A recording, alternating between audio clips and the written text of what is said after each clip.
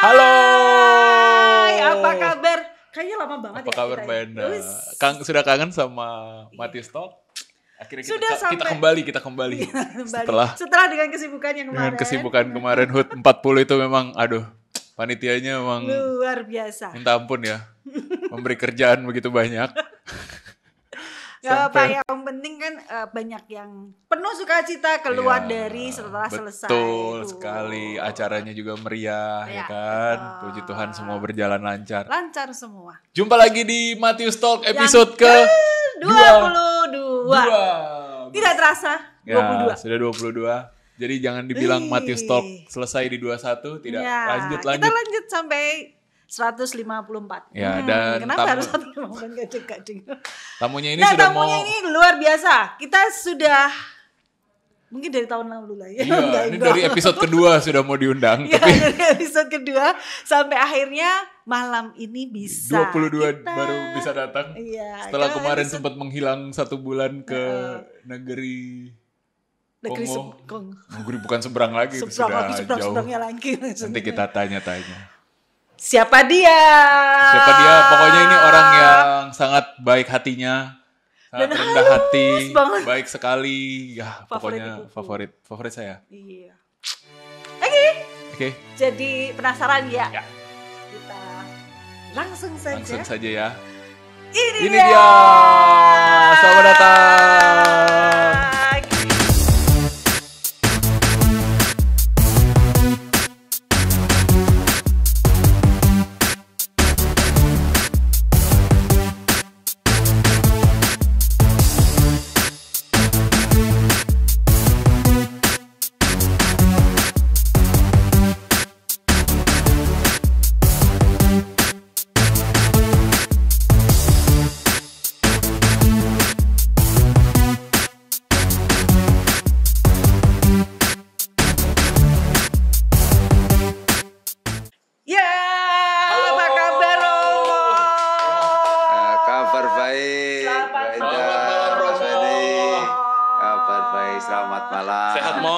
Sehat, Mo? Ya, puji Tuhan. Seperti nampak dalam wajahku ini. Iya.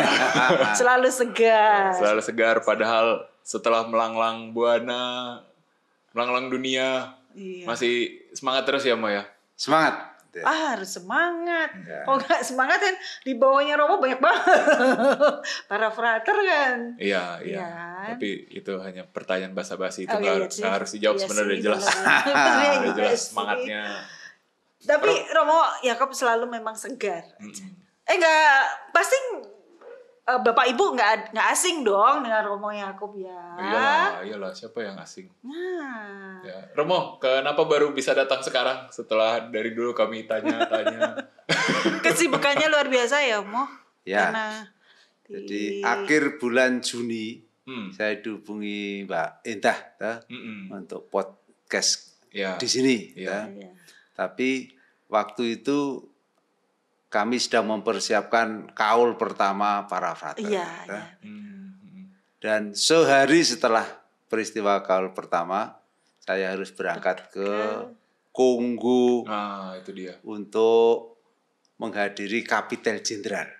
Kapitel Jenderal. Jadi tiap provinsi SX diminta mengirim 2 wakil.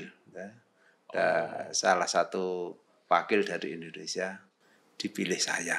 Dari Indonesia berapa jadinya, Rom? 2. Oke. Itu memang SX semua? Ya, SX yang berkarya di seluruh dunia. Kami punya 22 misi di seluruh dunia. Dalam arti di 20 negara. 22 negara.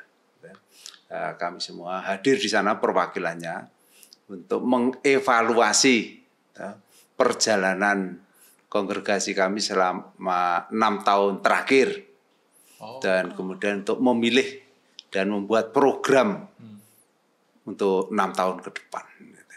Berarti pertemuannya per 6 tahun? Per 6 tahun. Berbeda-beda negara? Berbeda-beda negara.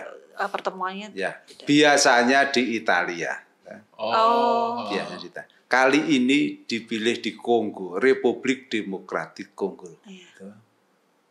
Dasarnya apa? Kenapa? Nah, menurut Pastor jenderal dan anggota dewanya, mereka memilih Kongo karena kita mau berjalan bersama umat Kongo yang sedang menderita. Ya. Dan kebetulan saat ini ada beberapa konfrater kami yang sedang dalam proses untuk menjadi orang kudus itu. Jadi ada martir-martir yang meninggal di Kongo. Ya. Sedang dalam proses untuk menjadi orang kudus. Maka kita mau menemani saudara-saudara kita yang ada di sana. Yang tidak mudah itu. Misi di Kongo itu berat sekali. Negaranya miskin, alamnya sulit. Jadi para konfrater di sana itu perlu didukung. Kami yang berasal dari berbagai negara, berkarya di berbagai negara, mau berjalan bersama mereka. Dan pilihan kami atas negara itu untuk menyelenggarakan kapitel diapresiasi banyak pihak, termasuk Paus Fransiskus. Beliau mengatakan, kalian menghidupi apa yang kalian pilih, yaitu berjalan bersama orang miskin itu.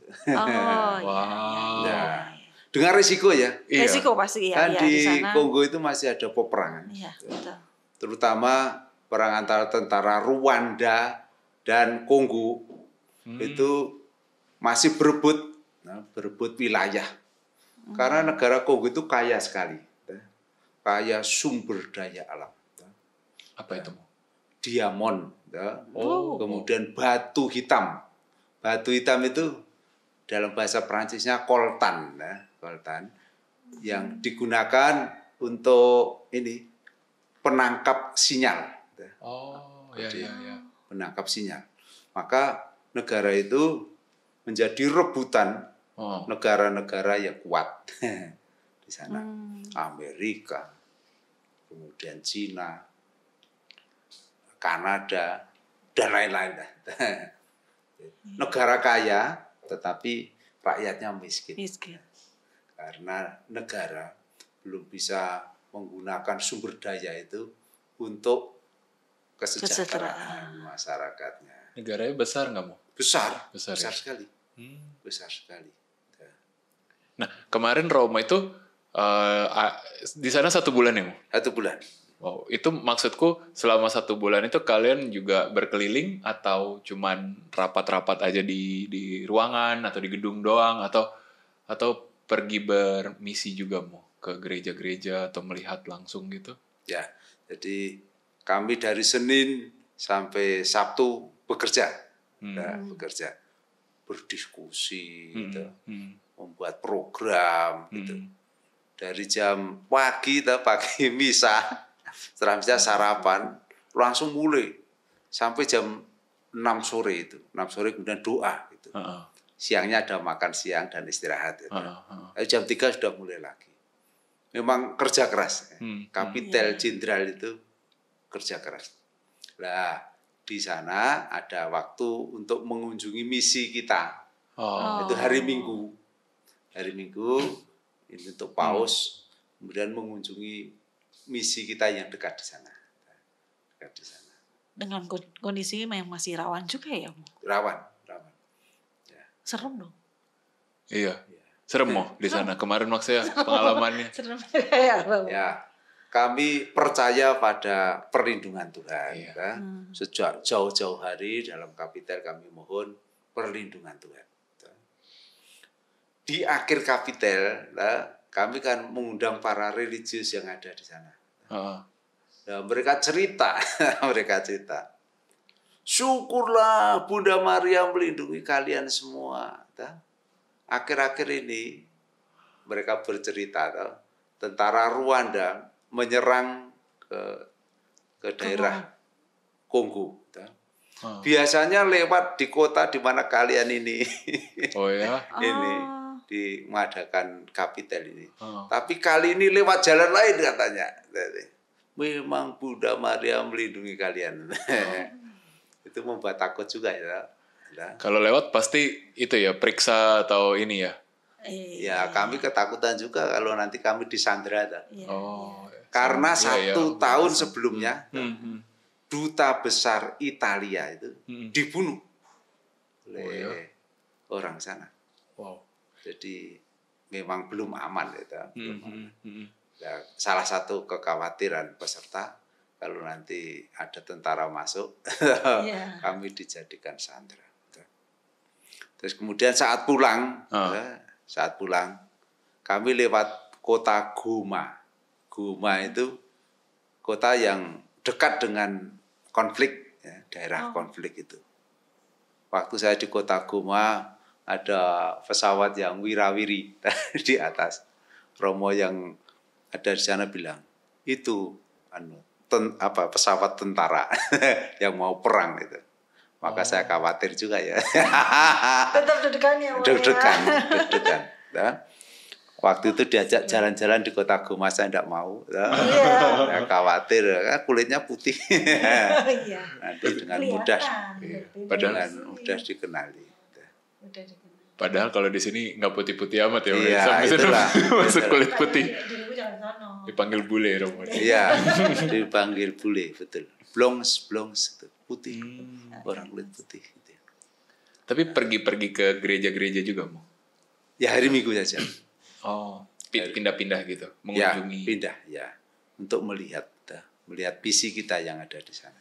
Kalau Xaverian di sana besar mau? Besar. Di sana sejak tahun 63. Misi kita besar di sana. Banyak konfrater kita juga yang ada di sana. Banyak, lebih banyak daripada yang ada di Indonesia. Oh. Jumlah Xaveriannya. Dan yang sangat menggembirakan itu, meskipun mereka miskin, tapi kehidupan menggereja mereka bagus sekali. Hidup gereja selalu penuh. Dan dengan tari-tarian.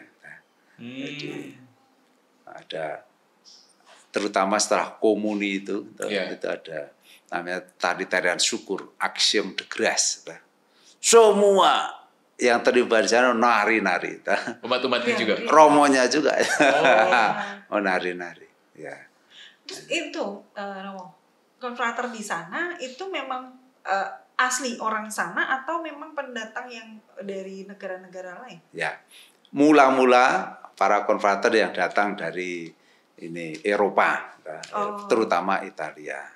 Tetapi sejak tahun 84-85 mereka membuka bagi orang-orang setempat, seperti di Indonesia.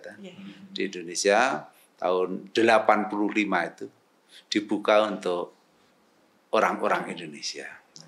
Nah, sekarang sudah mulai, mereka juga sudah punya imam-imam seperti kita. Nah itu Bapak Ibu, rekan-rekan muda, itu sesuai dengan tema kita malam hari ini. Tema podcastnya adalah misi-misi. Bukan, temanya adalah misi. Nah, kita masuk dari bulan misi ya? Ya, kita memasuki selain bulan Maria. Bulan Maria atau bulan Rosario, ayo. Oktober bulan Maria atau bulan Rosario? Rosario. Oh, Rosario, berarti saya salah. Yang Maria bulan Mei. Aku kemarin barusan belajar soalnya. Oke. Apakah kalian tahu sejarahnya? Nah itu baru kami mau nanya. Kenapa sih mau bulan Rosario? Oh. Ya bulan Rosario. Bulan Rosario dulu. Ya, bulan Rosario. Waktu itu, waktu zamannya terjadi perang salib itu, pasukan Katolik hampir mengalami kekalahan. Maka Paus waktu itu meminta semua umat beriman untuk berdoa Rosario, mohon pertolongan Bunda Maria. Dan ternyata hasilnya mengagumkan. Pasukan Katolik akhirnya menang. Ya. Dari situ gereja meminta setiap bulan Oktober kita berdoa Rosario. Kita tidak lagi dalam keadaan perang salib, perang antar agama, tetapi kekuatan jahat itu selalu ada di dunia ini. Jadi di dunia ini ada dua kekuatan, kekuatan baik dan kekuatan jahat. Nah, kita umat Katolik diminta untuk berdoa rosario supaya Bunda Maria mengerahkan para malaikat dan Orang Kudus untuk berjuang mengalahkan si jahat ini, supaya dunia kita ini damai sejahtera. Itu yang sejarah bulan rosario. Jadi bersamaan dengan bulan misi ya. Cuman tanggalnya itu tanggal 21 ya. Hari misioner ya sedunia. Jadi bukan tanggalnya. Kebetulan tahun ini jatuh di tanggal ini. Tapi hitungannya itu minggu kedua sebelum minggu kedua dari belakang bulan Oktober itu. Minggu kedua. Ya. Jadi ada dihitung hari minggu yang kedua dari belakang. Tapi kalau bulan Oktober sendiri selalu jadi bulan misi juga. Ya. Jadi sama. Sejak tahun 1926 itu Paus Pius ke-11 waktu itu menetapkan bulan Oktober sebagai bulan misi. Maksudnya apa? Kenapa ya? Kenapa dipilih Oktober ya? Kalau dipilih Oktober kemungkinan ya berkaitan dengan itu, dengan yang bulan Maria tadi, bulan Rosario tadi. Iya. Tapi saya tidak tahu kaitan langsungnya.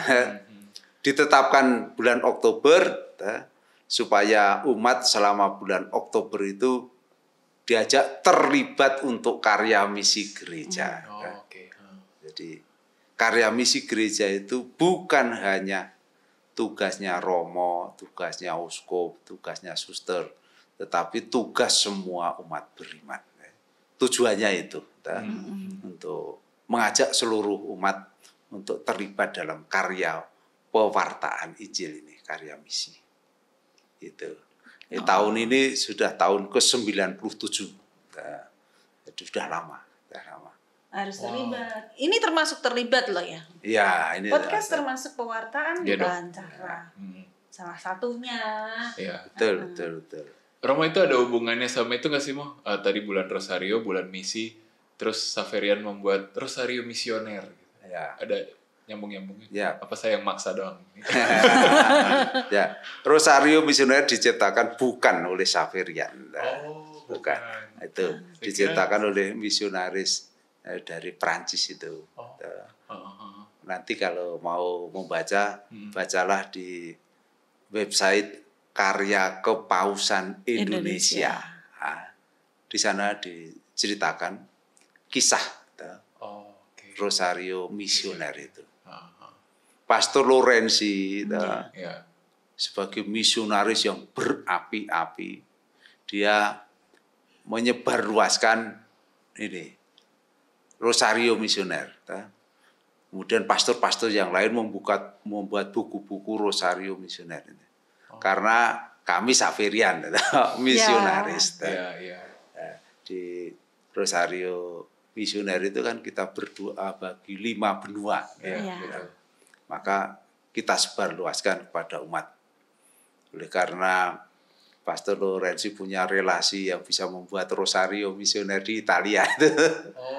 Maka didatangkan dari sana dalam jumlah besar. Kemudian disebarluaskan.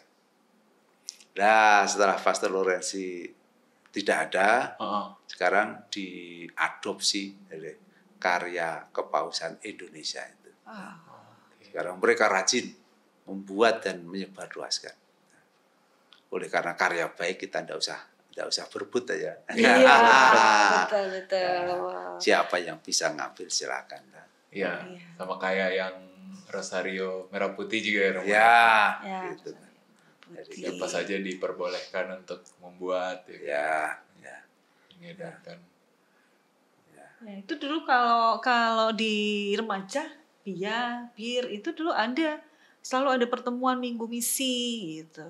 Tahun ini kayaknya nggak ada Jadi selalu ada tuh Romo. Jadi minggu misi. Jadi kita kumpul nih dari semua dari KAC ya, paroki, anak-anak untuk mereka dengan bendera benua, terus pakai rosario. Ya. Seharusnya dihidupkan kembali itu. Betul. Nah, betul. Beda tolong dihidupkan. Siap hidup. Siap hidup. Karena dengan kegiatan itu kan menyadarkan anak-anak sejak dini bahwa tugas misi itu tugas kita bersama. Betul. Nah, kalau anak-anak sudah sadar diharapkan nanti kalau gede seperti Mbak Endah ini betul ya, atau pada yang lain kalau ada yang terpanggil menjadi romo, suster, bruder, berawal dari sana. Romo, monggo sambil diminum Romo. Ya. Cetuan seadanya Romo, saya mencari di pasturan banyak kan makanan berat, jadi bingung saya mau bawa ayam bakar ke sini kan susah makan. Baik, terima kasih. Saya minum.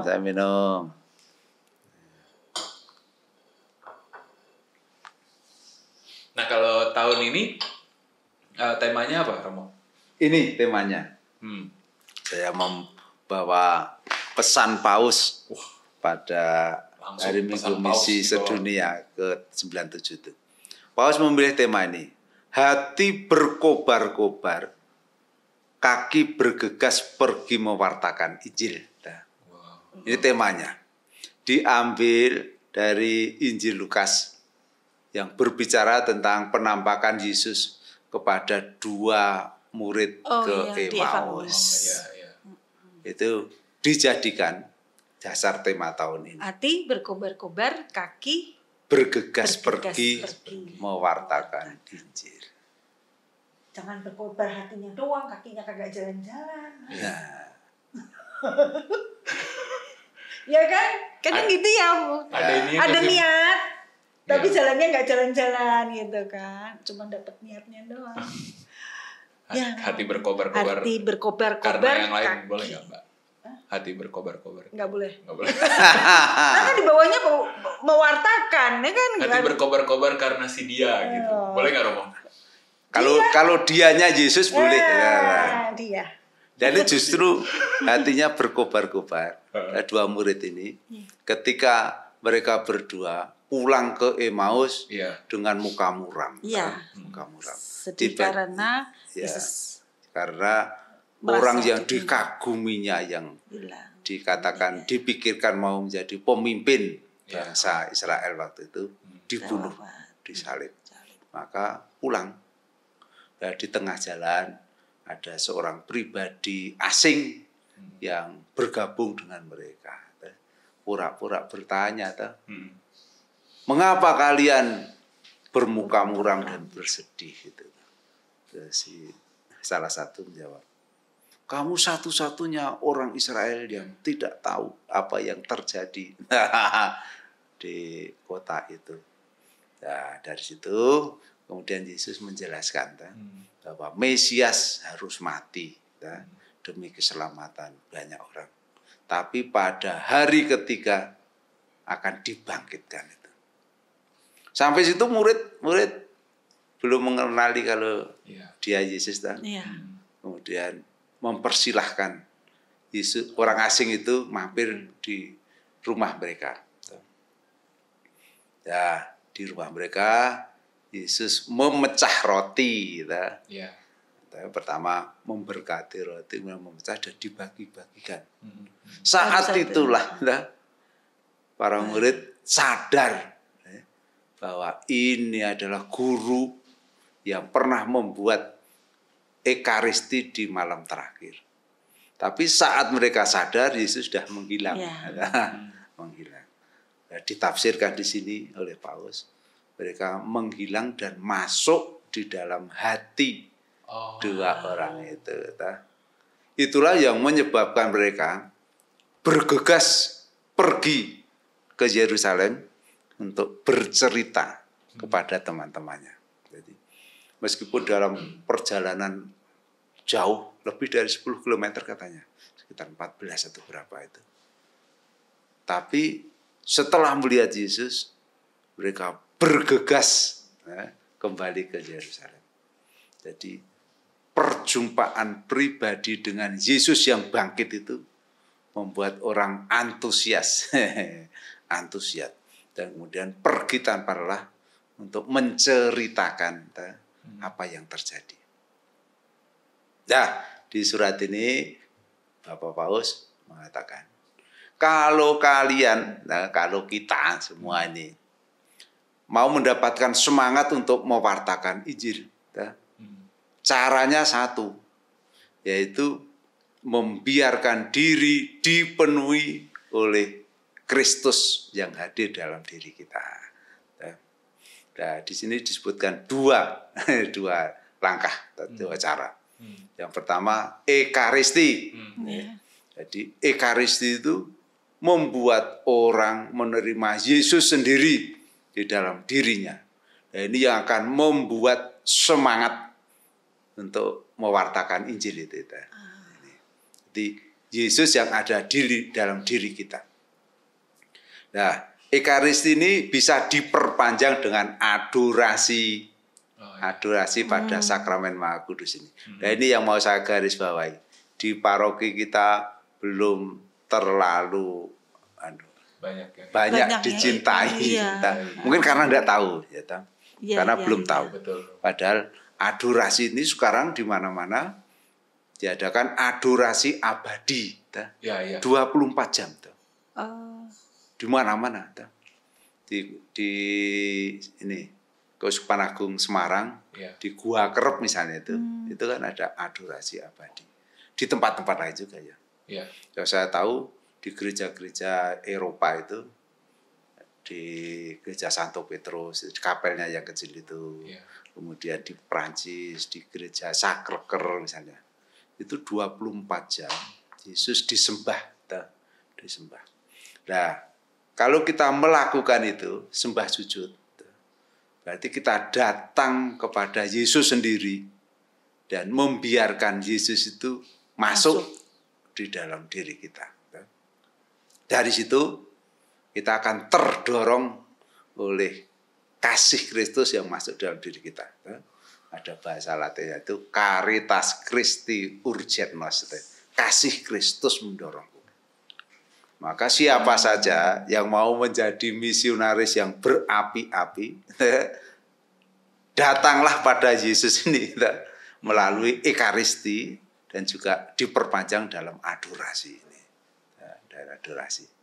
Dan benar ini, saya sendiri merasakannya ya. Kalau aku kehabisan tenaga, datang pada Yesus ini dengan mengatakan, Tuhan aku lelah, sekarang aku kehabisan energi. Datanglah, penuhilah aku dengan kehadiranmu. Gitu. Ya, hanya diam di hadapan Yesus yang hadir di tabernakel itu, menutup mata sambil membayangkan aku sedang dipenuhi kasih Kristus. Dan biasanya di ujung, tidak selalu otomatis gitu ya. Tetapi oleh karena bagi kami ada kebiasaan setiap hari begitu, maka kami merasakan itu ya. Merasakan kekuatan yang datang dari Yesus itu. Ini, ekaristi dan adorasi. Maka mari setiap hari berapa? Kamis kedua kan ada adorasi. Mari datang berbondong-bondong untuk berdoa di hadapan Yesus itu. Di sanalah kita mendapat kekuatan. Karena bulan lalu atau 2 bulan yang lalu sih Romo dari tim liturgi minta Komsos tolong dipromosiin adorasinya supaya semakin banyak yang hadir karena masih sedikit. Mungkin karena kita nggak tahu mungkin ya Romo. Ya kemungkinan karena itu. Jadi ternyata begitu dalam makna. Romo aja bisa lelah ya. Apalagi kita ya yang relatif. Kalau Romo kan ada rutin ya Romo yang pagi gitu kan sudah ada. Kita pagi bolong. Rasa lelahnya tentu lebih besar, mungkin lebih banyak ya Romo ya, mungkin Romo baru lelah sedikit gitu sudah bisa berdoa lagi. Nah, kalau kita yang biasa mungkin ya itu memang harus datang ke adorasi supaya selalu dipenuhi untuk berkobar-kobar mewartakan ya Romo. Mewartakan itu tidak mesti harus yang seperti apa sih sebenarnya? mewartakan bisa dari apa yang kita lakukan, hal baik aja sedikit aja itu sudah pewartaan kan Romo ya. Itu ya digarisbawahi Paus tuh. Jadi kalau kita melakukan perbuatan baik itu kita menjadi saksi Kristus. Kalau kita menghidupi iman kita menjadi saksi Kristus. Jadi tidak semua orang harus berangkat ke Kongo seperti saya. Tidak harus berangkat ke Kamerun seperti saya. Bapak Ibu semua, rekan-rekan muda semua bisa menjadi misionaris dengan tetap tinggal di tempat masing-masing, menjalankan tugas masing-masing. Yang penting di sana hiduplah sebagai saksi Kristus. Berarti kan begitu dahsyatnya adorasi ini ya Romo ya, untuk membiarkan Tuhan datang bekerja di dalamnya kan. Kan kadang saking lelahnya kadang kita kalau saya ya Romo kadang capek gitu. Yang dirasakan Tuhan kadang peluk saya dong, jadi merasakan lelah saya gitu kan. Bukan Tuhan dia. Jadi kadang kan begitu ya Romo. Jadi gimana sih caranya gitu loh. Kadang doa pun kok nggak dapet gitu loh. Misalnya nggak dapet yang apa yang kita mau supaya kita tenang gitu dari semua kelelahan itu gitu. Ya mungkin salah satunya harus rajin misa pagi karena kita bisa ikut menerima Ekaristi, ikut adorasi. Yang dulunya mungkin saya nggak tahu memang. Maksudnya bukan nggak tahu adorasi, tapi tidak tahu sedahsyat itu membuat kita jauh lebih kuat kali ya, lebih apa ya Romo ya? Lebih apa ya? Atau mungkin ada juga ini nggak sih Mo yang ngerasa ikut yang ngerasa itu tadi mungkin yang tadi Romo bilang kan ada proses supaya kita merasakan hati yang berkobar-kobar itu. Mungkin dia ikut sekali, 2 kali tapi nggak merasa apa-apa, 3 kali nggak merasa apa-apa, udahlah males gitu. Ya. Di paroki kita adorasi sakramen Ekaristi hanya dilakukan 1 bulan sekali. Iya. Itu adorasi untuk panggilan. Nah, itu yang tahunya kita itu mau jadi panggilan aja. Jadi mungkin ya, saya nggak tahu apakah Bapak Ibu juga punya pemikiran yang sama dengan saya. Jadi doanya cuma buat panggilan gitu. Ini doa hanya untuk panggilan atau orang tua yang anaknya terpanggil untuk jadi biarawati. Tapi boleh kan pada saat adorasi panggilan itu saya membawa beban-beban saya pun. Gimana tuh Romo? Gini ya, adorasi tidak hanya dilakukan pada saat diadakan Kamis itu ya. Iya. Tidak. Dalam rencana di gedung baru. Itu GKP itu kan akan ada kapel. Di sana akan ditahtakan Yesus ruang doa. Kita bisa datang kepada dia kapan saja. Nanti kita lihat apakah mau dibuka 24 jam atau kapan gitu. Jadi selama itu belum terjadi artinya kapel itu belum ada. Umat bisa beradorasi juga di gereja kita. Yesus kan ditahtakan di tabernakel itu. Sama. Kehadirannya sama. Bedanya kalau Kamis itu hostinya dikeluarkan sehingga bisa dipandang langsung. Hari demonstran itu. Hari biasa kita tidak bisa melihatnya. Tapi kita akan punya iman yang sama. Yesus hadir di situ. Maka kalau ada umat yang mau datang setiap hari atau pada saat punya waktu, duduk di situ, membiarkan Yesus memenuhi hati Anda semua, Anda akan merasakan. Jadi tidak bisa 1 kali, 2 kali kemudian langsung merasakan itu kan. Karena kehadiran Yesus itu kan tidak selalu bisa kita rasakan. Tapi ada saat-saat tertentu di mana Tuhan menganugerahkan kepada kita rahmat istimewa untuk bisa merasakan itu. Tapi tidak setiap saat. Tidak setiap saat. Ya, kalau kita semakin sering datang dalam keheningan. Nah, dalam keheningan itulah Tuhan menjumpai kita. Menjumpai kita. Di dalam kitab itulah yang menceritakan Nabi siapa? Elisa pergi ke mana itu? Ke hutan lah katakanlah gitu. Di sana dia menceritakan ada badai topan. Dia keluar. Tuhan tidak ada di sana. Ada api yang menyala-nyala, dia keluar. Tuhan tidak ada di sana. Nah, ketika ada angin sepoi-sepoi basah, suara Tuhan menyapa si Elia ini. Apa yang kau lakukan di sini, Elia? Gitu. Yang mau dikatakan itu, dalam hiruk pikuk kita sulit merasakan kehadiran Tuhan. Tapi di saat hening, hening bukan hanya diam, tapi keheningan hati. Dan di situ kita bisa merasakan kehadiran Tuhan. Jadi saya mau undang umat, kalau Anda mau berjumpa dengan Tuhan, ciptakanlah keheningan. Keheningan batin juga ya. Jadi tidak cukup hanya keheningan luar. Diam tapi pikirannya kemana-mana itu. Ya Tuhan tidak bisa menyapa dan kita tidak bisa merasakannya. Tapi kalau kita membiasakan diri, kita hadir di depan sakramen Maha Kudus, membiarkan diri dipenuhi oleh kehadirannya itu, dipenuhi oleh kasihnya, kita akan bisa merasakan itu. Tapi sekali lagi tidak tiap hari. Romo, frater, suster itu tidak setiap hari mengalami hiburan rohani itu, tidak. Saat-saat tertentu Tuhan menganugerahkan itu.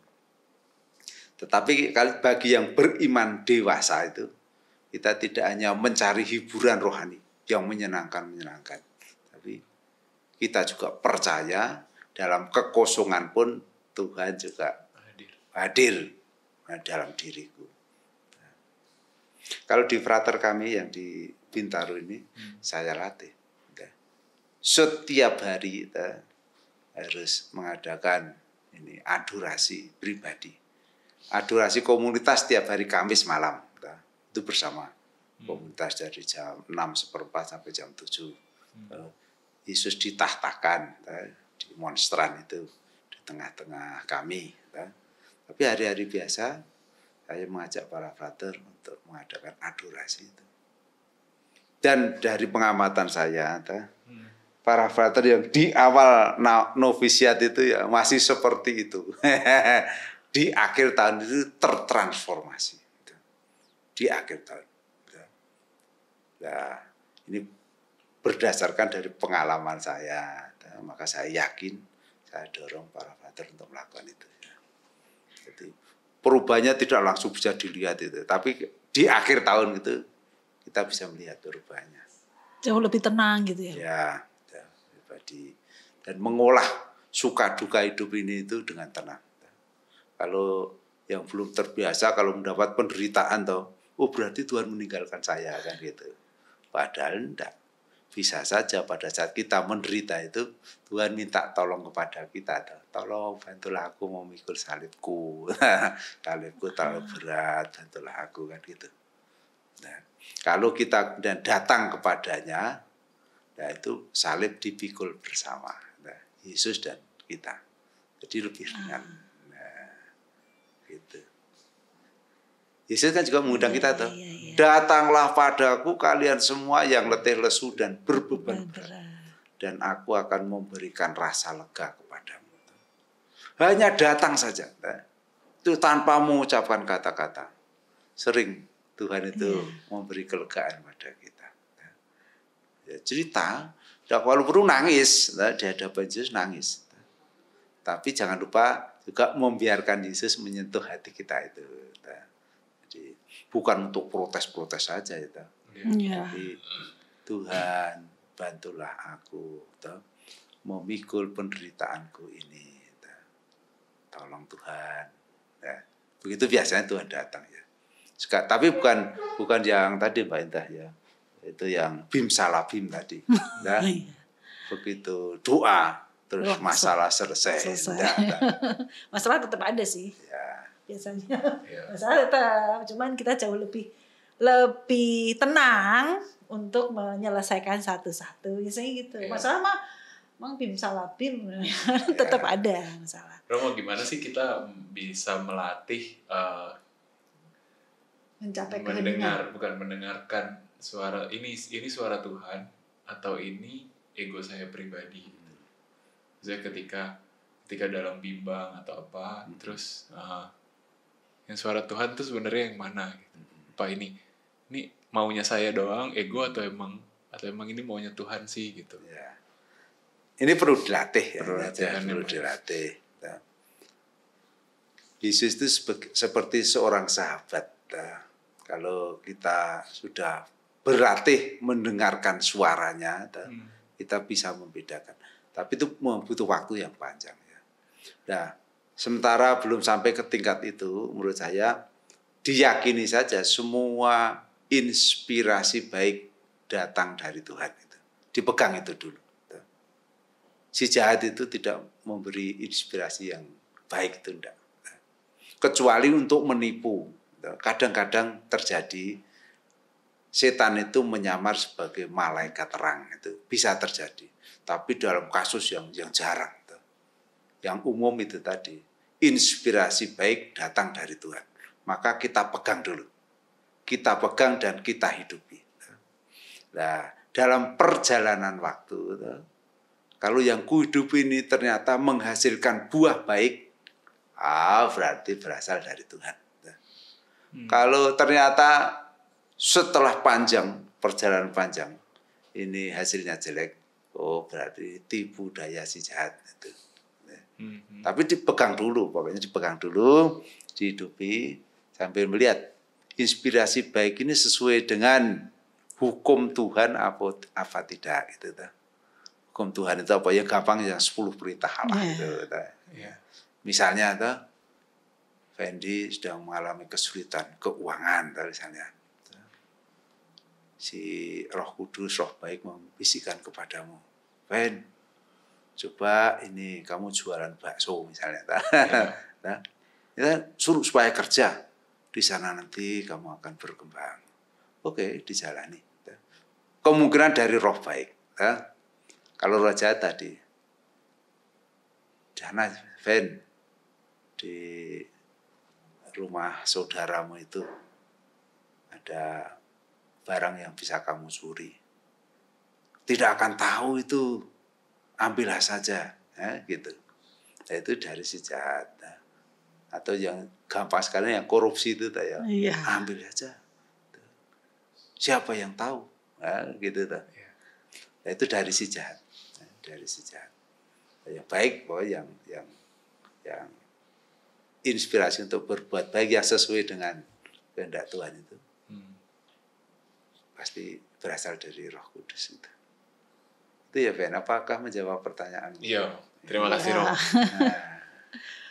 Iya, jadi memang tadi kan ada 2 ya, Romo. Jadi kekuatan kita supaya kita bisa berkobar-kobar tadi kan ekaristi, adorasi, ada lagi nggak? Ada, di sini disebutkan. Baru 1 tuh mau. Ya, di sini disebutkan, yaitu membaca sabda Tuhan dan merenungkannya.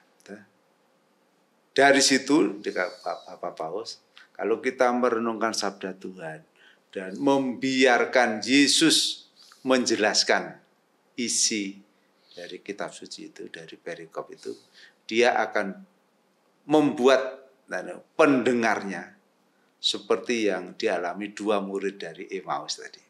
Bukankah hati kita berkobar-kobar ketika kita mendengarkan penjelasannya gitu.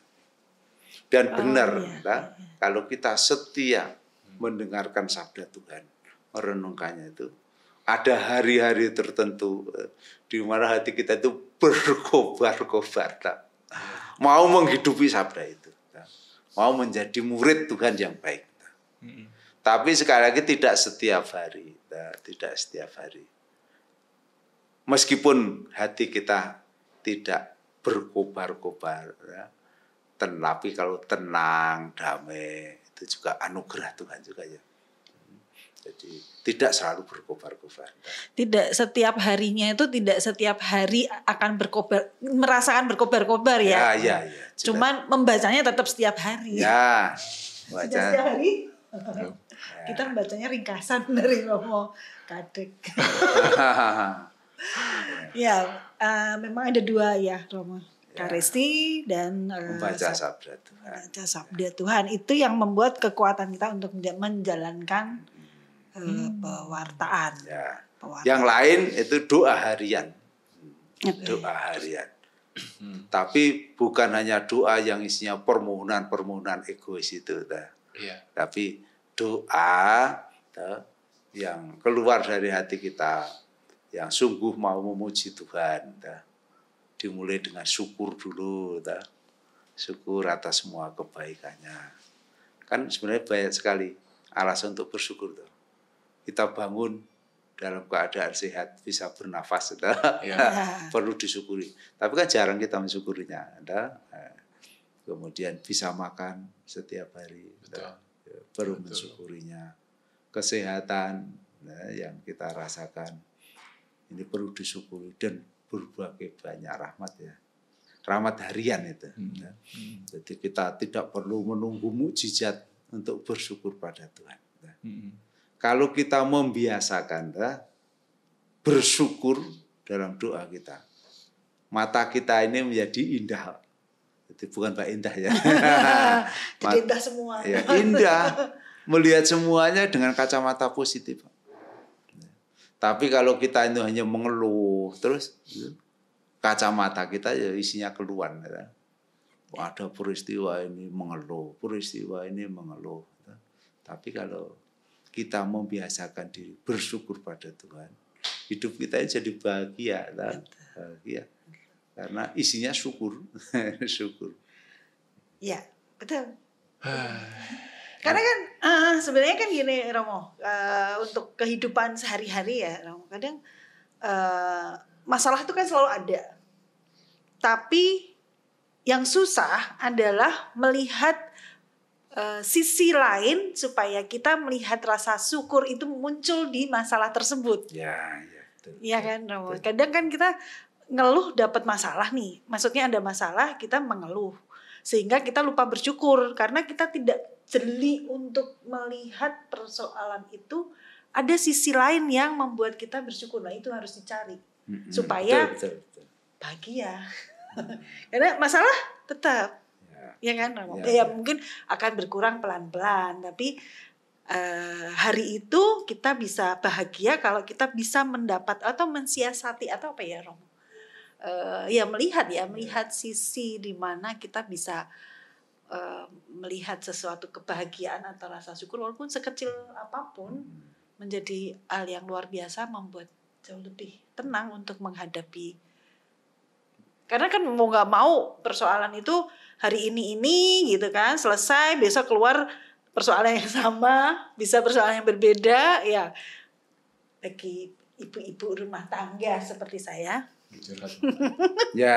itu semua sama ya Romo ya. Pasti kan persoalan itu pasti akan datang pergi atau datang gitu kan. Tapi mensiasati yaitu orang hidup yo aja ngresulo wae. Ya, jangan mengeluh terus karena kalau kita mengeluh ketutup itu hal baik yang bisa kita syukurin. Betul kata Romo, kacamatanya udah isinya udah ya sesuatu yang tidak negatif terus gitu ya, mau yang melihat segala sesuatu gitu. Teorinya. Prakteknya belajar. Kita belajar semua belajar.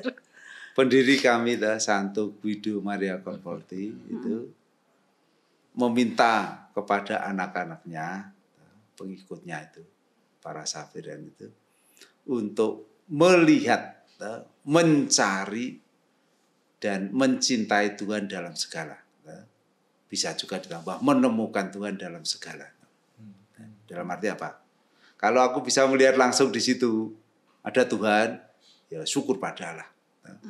Tapi seperti yang diceritakan Mbak Indah tadi, ada peristiwa hidup ini, terutama penderitaan itu, yang kita tidak langsung melihat kebaikan Tuhan di sana. Ini butuh waktu. Sekali lagi, yang umat yang berpikir langsung Tuhan mengabulkan mukjizat itu jarang. Nah, dalam hal ini selalu mohon bantuan Roh Kudus tadi. Kalau kita belum bisa melihat kebaikan Tuhan di dalam peristiwa yang menyakitkan itu, penderitaan itu, kita sabar mohon bantuan Tuhan. Tuhan berilah Roh Kudus-Mu supaya aku bisa melihat kebaikan di dalam peristiwa yang nampaknya menyakitkan gitu. Tapi itu butuh waktu ya, butuh waktu. Dan ada peristiwa yang sampai kita berakhir hidup ini belum kita mengerti, namanya misteri ilahi. Ya sudah, kalau tidak kita mengerti, ya sabar. Kata Paulus nanti setelah kita mati itu akan bertemu muka dengan Allah. Nah, saat di sana nanti akan dijelaskan mengapa saat itu kamu terjadi penderitaan dan sampai sekarang kamu belum mengetahuinya. Nah, Yesus menjelaskan. Oh, ternyata begitu ya Tuhan. Tapi kita yakin itu selalu demi kebaikan kita. Nah, jadi sabar juga. Dan kita tidak usah berpretensi apa ya, bahwa kita harus mengerti semua misteri kehidupan ini. Ada misteri-misteri yang tidak kita ketahui. Dan berarti sabar ya, sabar. Iya. Mengapa begitu? Gitu. Begitu terus, tapi nggak ketemu. Ya udah sabar aja jalanin ya. Jalanin. Tapi mestinya tetap ya Romo, walaupun kita masuk dalam satu tertimpa musibah atau apa, kalau kita mau teliti sebenarnya pasti ada satu titik atau satu sisi yang bisa kita syukurin gitu loh, yang kadang ketutup oleh kesedihan sebenarnya. Tapi kalau kita kembali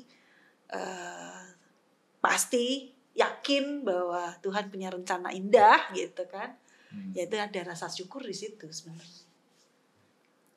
Bener nggak Mo? Kok saya ya? Iya betul. Bener ya Mo? Betul. Itu kan? Itu bisa buat menghidupi juga misi kita di dalam hidup ini ya Mo. Bersyukur ya, betul. Bersyukur. Ya. Dan kita bisa mempersembahkan penderitaan kita ini untuk Tuhan, menyatukan penderitaan kita dengan penderitaan Kristus. Dan ini sangat berguna bagi karya misi.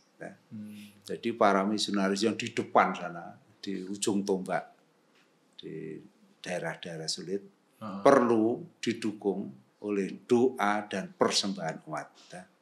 Jadi kalau ada umat yang mendoakan misionarisnya yang akan berbuah, akan bisa menanggung penderitaan lebih baik lagi. Tapi juga itu tadi, kalau umat mempersembahkan penderitaannya kepada Kristus, menyatukan penderitaan pada Kristus, itu sangat berguna.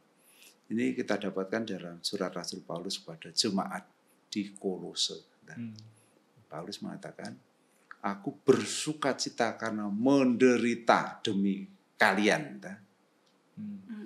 Karena dengan demikian, aku menyempurnakan penderitaan Kristus. Dalam hal ini bukan penderitaan Kristus belum sempurna, tetapi realisasinya belum sempurna.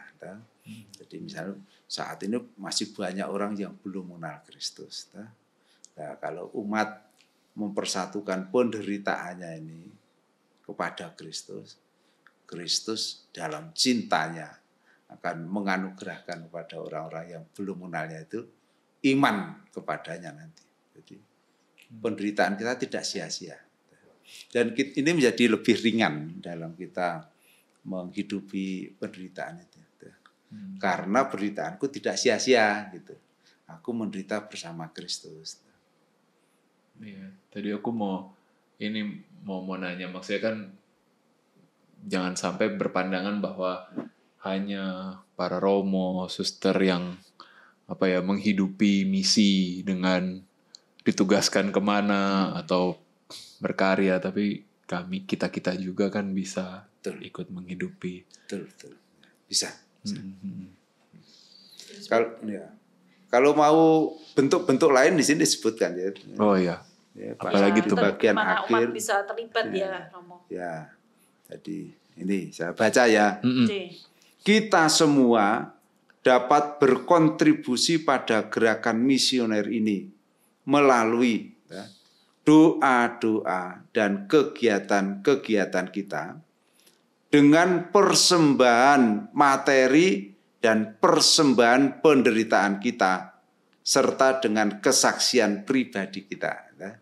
Jadi kalau Mas Fendi kerja di instansi yang non Katolik misalnya, di sana bekerja sungguh-sungguh, jujur, bekerja keras, orang akan melihat siapa Fendi ini, mengapa dia bisa melakukan ini. Akhir-akhirnya nanti orang menemukan, karena dia murid Yesus itu. Nah, dengan demikian orang bisa tertular semangatmu itu, kejujuranmu itu. Itu sudah misi. Kadang-kadang banyak orang yang ikut katekumen kita itu. Dulu waktu saya di sini saya ikut ngajar katekumen. Waktu saya di paroki 1 tahun itu. Di antara mereka, kalau saya tanya, mengapa kamu mau menjadi Katolik? Jawab mereka, bukan karena saya mendengarkan khotbahnya Romo, atau bukan karena saya mendengarkan renungan di mana, enggak. Karena aku melihat tetanggaku itu yang hidup rukun, tidak pernah bertengkar, hidupnya kasih, tidak kaya tapi suka memberi, berbagi gitu. Ternyata kesaksian hidup bisa menarik orang lain untuk percaya kepada Kristus. Tapi ini tentu saja orang Katolik yang sejati, bukan hanya Katolik KTP. Gitu. Jadi ini lewat kesaksian. Iya, benar. Jadi lewat yang saya katakan tadi, persembahan penderitaan. Ini Paulus dulu yang mengatakan, bukan hanya Romo Yakobus. Yang belum saya katakan persembahan materi. Kalau ada umat yang mau terlibat dalam karya misi dengan membagikan sebagian dari materi yang dimilikinya, ya bagus. Nanti pada hari Minggu Misi yang tanggal 21, 22. 22. Dan nanti kan ada kolekte untuk karya misi gitu. Itu nanti semua dikumpulkan, dikirim ke Roma. Dikirim ke Roma. Nah, Roma nanti yang akan membagi misi mana yang butuh dana. Ini dalam kesatuan dengan Gereja Katolik.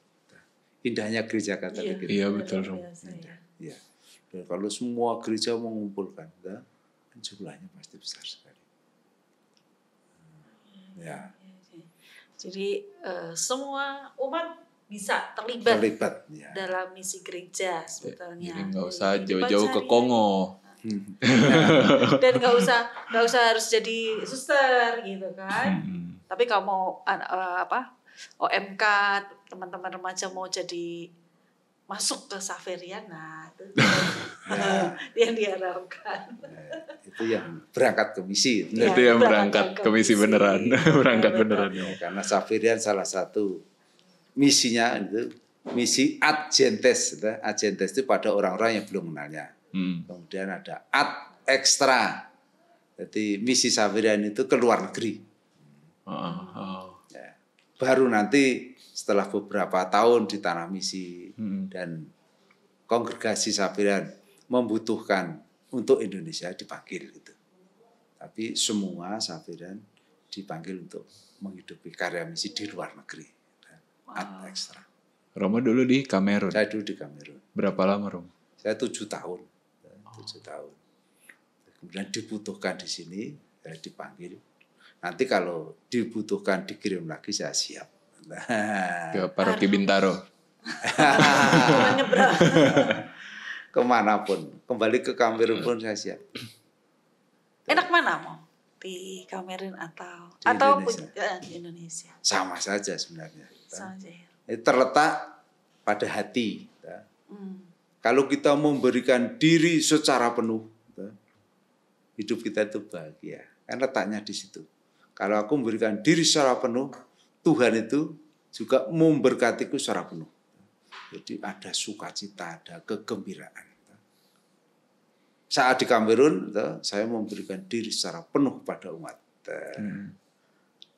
Ketika saya pamitan, umat itu berkumpul di gereja. Itu semua nangis. Saya dirangkuli. Kata orang, perpisahan sampai seperti ini ya baru kali itu. Mengapa? Karena saya mencintai umat. Sebagai misionaris dari Indonesia itu saya tidak punya uang. Maka yang bisa aku berikan cinta. Nah, aku berikan diriku penuh pada mereka. Kalau ada umat yang datang, kapanpun saya dengarkan. Kemudian mau pengakuan dosa, kapanpun saya dengarkan. Saya tidak menolak. Saya tidak pernah menolak orang yang mau mengaku dosa. Kalau mereka sakit, saya kunjungi. Mereka akhirnya mencintai saya. Ini bukan untuk menyombongkan diri. Artinya, kalau kita memberikan diri, kita akan mendapatkan rahmat melimpah juga. Juga dari orang yang kita layani, juga dari Tuhan. Tetapi bukan pamrih loh ya, beda. Beda. Kalau aku mengharapkan penghiburan atau balasan dari orang yang saya layani, belum tentu. Ada orang yang tidak tahu berterima kasih itu banyak. Kalau kita mengharapkan balasan dari mereka, kita kecewa. Tapi kalau kita tidak mencari, Tuhan sendiri yang memberi. Itu Tuhan sendiri yang memberi. Di sini saya juga merasa dicintai, karena ini perasaanku loh ya. Umat kan mencintai. Xaverian itu waktu saya datang belum ada yang membantu untuk kehidupan komunitas itu belum ada. Tapi 10 tahun saya di sini, Xaverian tidak pernah berkekurangan. Mbak Ida tahu itu. Setiap hari, setiap kali banyak umat datang membantu kami. Saya kira ini hadiah dari Tuhan. Saya yakinkan pada para frater. Kan Yesus mengatakan, carilah dulu kerajaan Allah dan kebenarannya. Segalanya akan ditambahkan kepadamu. Kan gitu. Nah, dalam kehidupan komunitas saya menekankan ini. Ayo sungguh-sungguh. Kita di sini itu dihidupi oleh umat. Maka kita harus sungguh-sungguh. Kamu sebagai frater jadilah frater yang baik. Sungguh-sungguh belajar baik. Saya sebagai Romo mengusahakan yang baik. Dan rupanya itu tadi. Mungkin ya umat melihat, Tuhan melihat. Jadi ya dengan murah hati umat menghidupi Xaverian. Jadi Xaverian ini hidup dari umat 100%. 100%. Kalau dulu kan kita minta ke provinsi gitu. Ke provinsi itu ke tingkat yang lebih tinggi. Jadi prinsipnya di Xaverian itu kalau komunitas bisa mencari, carilah dulu. Kalau kurang, kalian tidak usah takut. Provinsi akan mencukupi. Kalau provinsi tidak bisa mencukupi, yang lebih tinggi lagi akan mencukupi gitu. Nah, komunitas di Bintaro ini sekarang ini 100% dari umat. Itu. Jadi saya merasa dicintai.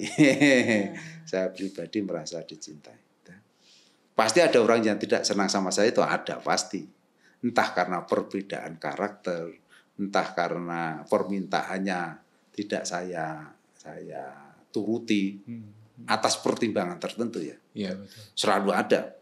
Tidak mungkin kita berpikir bahwa semua umat mencintai saya, tidak mungkin. Yang kita usahakan kita hidup sesuai dengan kehendak Tuhan. Kalau kita hidup sesuai dengan kehendak Tuhan, pasti umat yang mencintai. Yang tidak mencintai berarti ya karena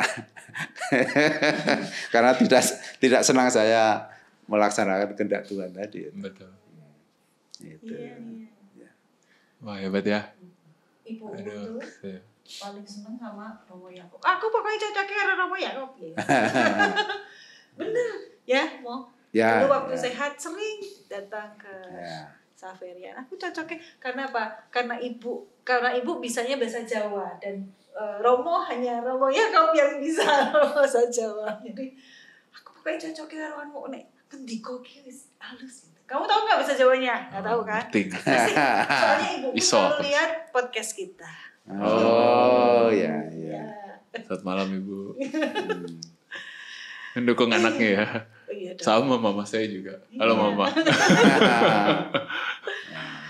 Memang luar biasa ya Romo. Sebenarnya memang kita tidak bisa hanya mengandalkan Romo, suster untuk menjalankan pewartaan. Pasti harus ada peran umat yang secara sehari-hari aja itu sudah menjadi saksi Kristus ya, Romo ya. Yang itu tuh juga penting untuk mengajak atau mengajak mereka untuk mengenal Yesus, mengajak orang yang belum mengenal Yesus untuk mengenal Yesus. Tugas tambahan tuh kan. Jadi ketika ketua Kausos, kamu udah punya mic ini harus dijalankan di pewartaan. Jangan berhenti podcastnya, oke? Okay? Enggak berhenti. Tenang aja. Ya. Yang diwanti-wanti Paus, apalagi kita itu dalam menjalankan misi, tujuan kita bukan untuk mengkristenkan orang. Nah, jelas. Betul. Digunakan istilah proselitisme. Proselitisme itu mengadakan kegiatan-kegiatan hanya supaya orang menjadi Kristen. Nah, itu betul. Ya, Paus mengatakan bukan untuk itu. Karena percaya kepada Kristus itu anugerah Allah. Jadi kalau misalnya ada gereja-gereja yang mengadakan kegiatan-kegiatan untuk menarik orang jadi Kristen, itu gereja Katolik diharapkan tidak seperti itu. Kalau berbuat baik, menolong sesama dengan kasih, karitas pelayanan itu bukan untuk menjadikan orang Katolik. Jadi saudara-saudara kita yang tidak Katolik, tidak usah takut sama gereja Katolik itu. Ya. Itu mau mengkatolikan, tidak ada. Tapi kadang ini kalau boleh cerita pengalaman nyata mereka itu tidak tahu bahwa ada gereja Katolik, ada gereja non Katolik. Jadi mereka hanya menganggap Kristen. Nah, ketika gereja tetangga itu misalnya waktu itu mereka kasih sekolah gratis dengan fasilitasnya, dengan alat tulis dan sebagainya, dengan ekstrakurikuler gratis. Kebetulan ini pimpinannya sendiri Romo yang ngomong ke saya. Tapi ya bukalah pintumu dong untuk penginjilan. Kan kami udah kasih gratis. Buka pintu aja kok, kami nggak mau ini. Cuman buka pintu aja kok kayak gitu. Nah, itu dianggap oleh teman-teman yang lain yang tidak tahu itu tadi bahwa Kristen nih kayak gini nih. Itulah yang membuat kadang betul. Saudara-saudara kita tidak bisa membedakan antara gereja Katolik dan gereja Kristen yang lain.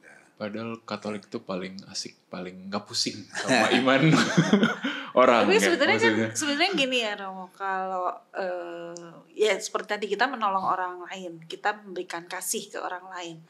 Terus orang yang melihat kita ada hal yang positif ya.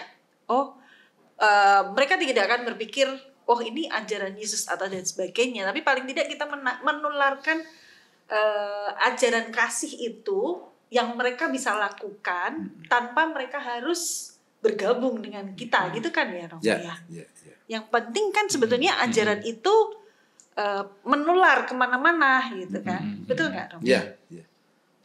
Bapak Kardinal kita ini luar biasa, Dia selalu menyarankan kepada kita kalau kita mengadakan kegiatan-kegiatan sosial, jangan sendiri, tapi bekerjalah dengan semua orang berkehendak baik, itu akan lebih baik. Jadi, menghadirkan kerajaan Allah bersama-sama, tidak usah mencari popularitas karena gereja Katolik, enggak, justru tidak.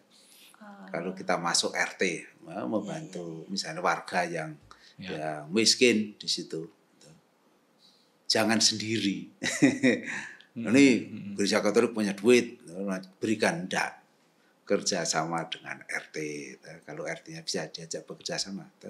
Ada banyak RT yang baik juga yang non Katolik tapi baik juga. Nah, orang-orang seperti itu yang kita ajak bekerja sama, menghadirkan kerajaan Allah bersama-sama dengan orang yang berkehendak baik kita. Itu akan lebih baik. Ya.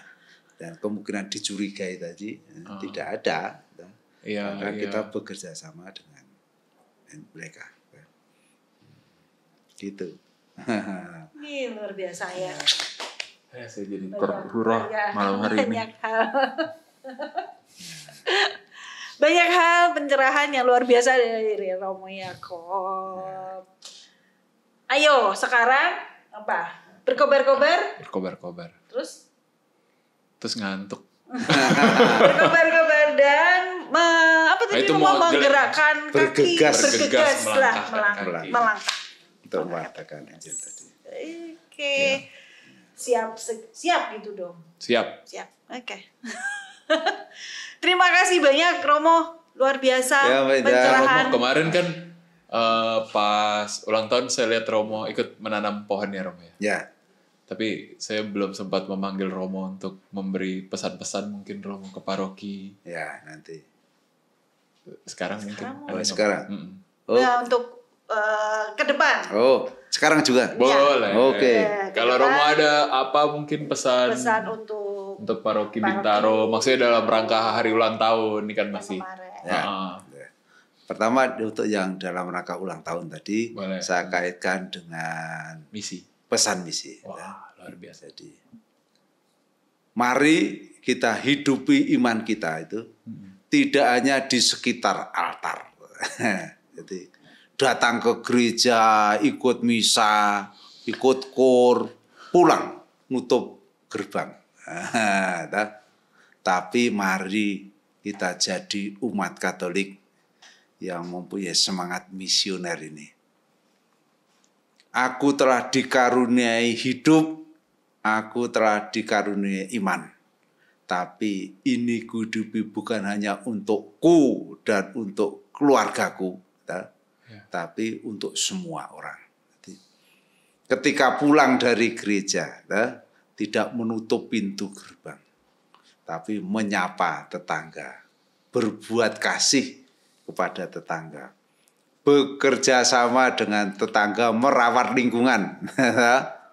Jadi jangan sampai jadi orang Katolik yang egois.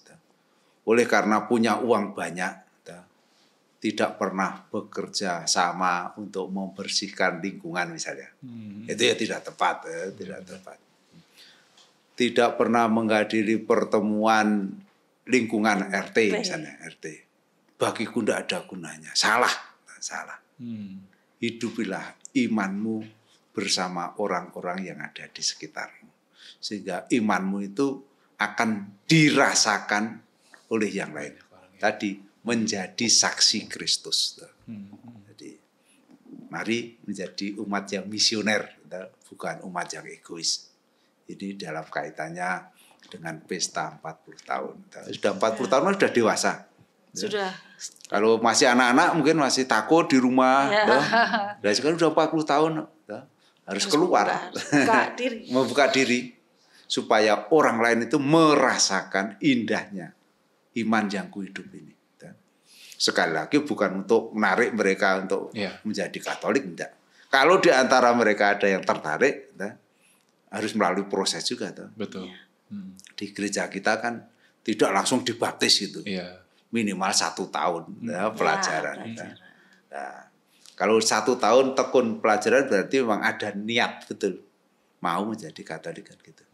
Jadi jangan yang saudara-saudara kita jangan berpikir jadi Katolik itu gampang, langsung dibaptis enggak. Lewat proses yang panjang. Kaitannya dengan menanam pohon. Saya dengan gembira menanggapi undangan itu. Karena apa? Hari-hari ini Jakarta kan sedang dilanda polusi. Udara. Dan ini sesuai dengan anjuran Paus. Anjuran Paus di Laudato Si itu untuk merawat lingkungan. Maka sumbangan sekecil apapun untuk memperbaiki udara ini dengan menanam pohon itu sangat berguna. Ya. Kalau Fendi sama Mbak Indah datang ke Sapirian, kebun kami itu penuh dengan tanaman. Itu, jadi sejak saya datang, 10 tahun yang lalu, itu saya tanami semua. Tidak ada tempat lagi sekarang. Ada dua tujuan saya. Pertama, untuk menyegarkan udara supaya sejuk. Yang kedua, tanah di Indonesia ini kan subur sekali. Betul. Kita ini hanya diundang untuk menyeblokkan, ditinggal itu menghasilkan buah. Iya. Ada buah yang saya tanam, pohon yang saya tanam 10 tahun yang lalu, yaitu rambutan sama jeruk keprok. Oh jeruk keprok. Jeruk keprok. Waktu saya datang, saya ke rumahnya Pak Narmo, Koster itu. Iya. Di sana punya pohon jeruk yang buahnya lebat. Saya minta, Mas, dibuatkan cangkokan. Betul, dibuatkan cangkokan. Setelah siap dikirim ke Mas Sapirian. Sekarang berbuah, ya berbuah. Apa itu? Tak henti-hentinya. Artinya itu tadi. Kalau kita itu nyeblokkan aja. Kamu mau nyeblokkan enggak? Nah, nyeblokkan itu hanya di taruh. Kadang-kadang tanpa dirawat. Tapi kita rawat.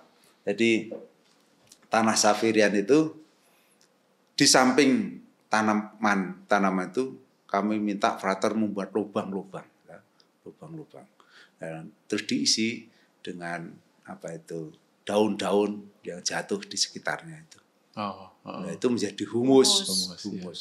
Nah, kalau menjadi humus, pohon-pohon yang dulu tidak berbuah menjadi berbuah. Ada pohon mangga di samping dapur itu. Waktu saya datang bertahun-tahun tidak berbuah. Saya minta frater untuk menggali lubang, kemudian diisi humus itu, sekarang berbuah.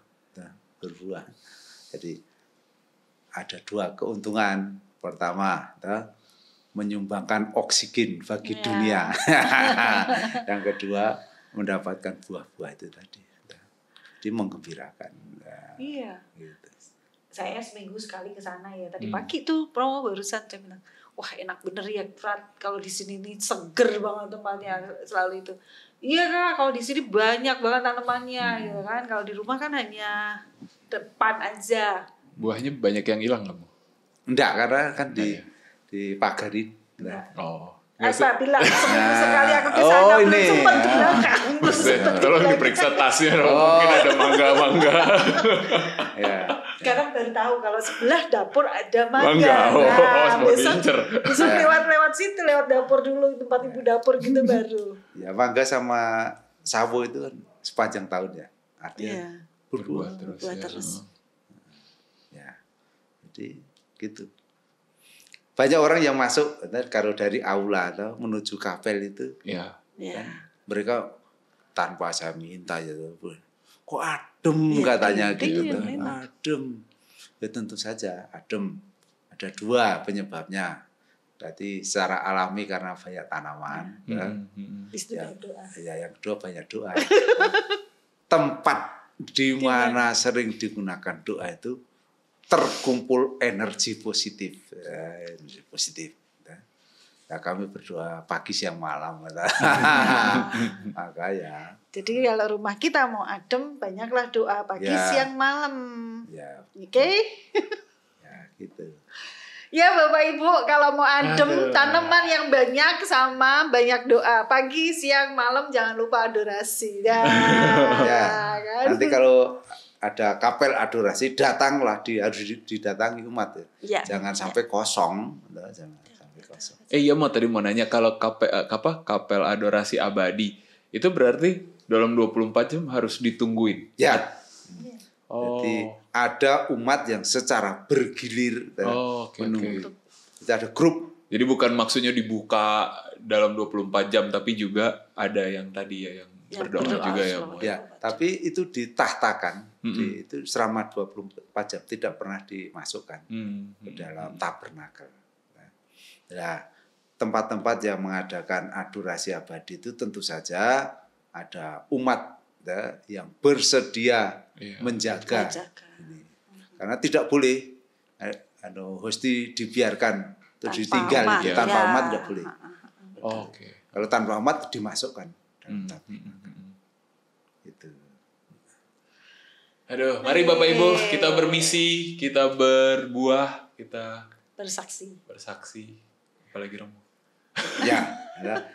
Bersaksi dan akhirnya berbuah gitu. Tetapi yang memberi buah adalah Yesus, bukan kita. Ya. Paus dan gereja itu selalu menekankan misi itu karya Allah. Kita ini hanya berpartisipasi pada karya misinya. Maka jangan lupa dalam bermisi selalu mohon terang Roh Kudus itu. Supaya semua tindakan, semua kata yang kita keluarkan itu bukan hanya berdasarkan diri kita, tapi diri kita yang dibimbing oleh Roh Kudus tadi. Terus kemudian kalau kita sudah bersikap seperti ini, kalau ternyata itu karya misi kita tidak menghasilkan pertobatan dalam arti tidak ada orang yang menjadi lebih baik, tidak ada orang yang mau percaya pada isi pewartaan kita tidak kecewa. Kan ini karya misi Allah. Yang penting aku melaksanakan tugasku sebaik-baiknya. Konfrater kita yang di Jepang, udah puluhan tahun di sana. Tapi orang yang mau menjadi Katolik itu sedikit sekali. Dalam kapitel kemarin dilaporkan jumlah mereka dari hari ke hari sekarang semakin sedikit karena yang tua meninggal, yang muda tidak ada yang percaya. Ya, masuknya sedikit sekali. Tapi mereka tidak kecewa. Ini karya misi Allah. Jadi kalau Allah menghendaki seperti itu ya biarlah seperti itu. Yang kami lakukan adalah bekerja sebaik-baiknya. Tuhan yang menentukan. Di Injil Yohanes ini kan ada kata-kata, tidak seorang pun datang kepadaku kalau Bapa tidak mengaruniakannya. Ini juga misteri. Tuhan kenapa tidak semua orang kau anugerahi percaya pada Kristus kan gitu. Ya. Kalau Kristus itu sungguh-sungguh juru selamat. Tapi kita tidak akan menemukan jawabannya di atas dunia ini. Yang bisa menghibur kita, ini penjelasan gereja, bahwa Kristus tidak hanya bekerja lewat gereja, Kristus bisa bekerja juga di luar gereja dengan cara yang misterius tadi. Jadi untuk mendapatkan keselamatan tidak harus dalam arti percaya secara eksplisit. Orang yang tidak percaya secara eksplisit yang tidak masuk gereja masuk neraka itu kan tidak ada sekarang. Tidak itu lagi. Kristus bisa bekerja dalam diri orang yang tidak secara ofisial resmi mengatakan aku mau menjadi pengikutnya. Tapi Yesus bekerja dalam hatinya. Tapi kita kan juga percaya itu tuh ya. Ada teman-teman kita itu yang non Katolik tapi hidupnya sungguh baik. Dan tidak mungkin kalau tidak diinspirasi oleh Tuhan. Manusia itu pada dasarnya kecenderungannya berbuat salah, berbuat dosa. Kalau ada orang berbuat baik, berbuat kasih tulus, pasti di dalamnya ada Tuhan itu. Nah, yang membuat Tuhan Yesus hanya secara tersembunyi, misteri tadi. Nah. Jadi pewartaan tidak membuat kita, kalau sudah bisa misalnya sudah bisa mewartakan, belum, jangan membuat kita tinggi hati gitu ya. Justru ya. Harus tetap rendah hati. Karena bukan kita yang bekerja sebetulnya, ya kan? Allah yang bekerja. Itu ada berdua juga nih podcast ini tuh. Kalau berhasil, jangan tinggi hati. Karena aku hebat. Karena Kristus hidup dalam diri Anda. Sehingga karya Anda terberkati kan gitu. Kalau begitu membuat kita semuanya rendah hati. Aku ini hanya hamba-hamba yang tak berguna. Kata Injil kan gitu. Betul. Luar biasa ya. Luar biasa. Romo terima kasih banyak. Terima kasih banyak karena banyak hal yang bisa kita belajar. Ditunggu kunjungan berikutnya dengan tema yang lainnya, Romo. Ya. Pokoknya selama saya punya waktu, dengan gembira saya akan datang. Asik. Sip. Oke, bagaimana Bapak Ibu? Penuh? Saya sangat penuh malam ini. Penuh apa? Banyak hal yang kita belajar. Berkobar. Jadi kita yang dulunya tidak tahu tentang adorasi dan sebagainya, kita dicerahkan oleh Romo Yakob banyak hal tentang bulan misi dan Rosario. Yuk Bapak Ibu, rekan-rekan muda dan para remaja, kita harus berkobar-kobar dan bergegas. Melangkahkan kaki untuk pewartaan dimanapun kita berada. Ya. Sip. Jangan putus asa, jangan merasa aku tidak bisa. Semangat. Selamat menjalankan bulan Rosario dan bulan misi bulan Oktober ini. Terima kasih Romo sekali lagi. Sama-sama. Terima kasih Mas Wendy, Pak Indah. Terima kasih Bapak Ibu semua, rekan-rekan muda OMK. Selamat malam.